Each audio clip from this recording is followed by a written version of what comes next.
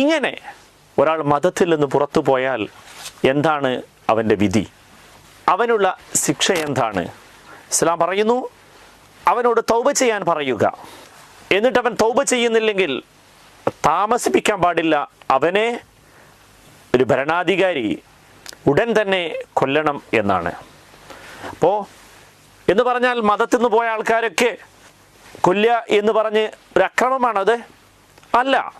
ഒരു മതവിശ്വാസി മനസ്സിലാക്കിയിരിക്കണം, ഞാൻ എൻ്റെ മതം, ഇസ്ലാം എന്ന് പറയുന്ന പവിത്രമായ എൻ്റെ വിശ്വാസം ഞാൻ ഒഴിവാക്കിയാൽ എനിക്ക് പരലോകത്ത് ലഭിക്കാൻ പോകുന്ന ശിക്ഷ നരകമാണ്, നരകത്തിൽ ഖാലിദാണ്.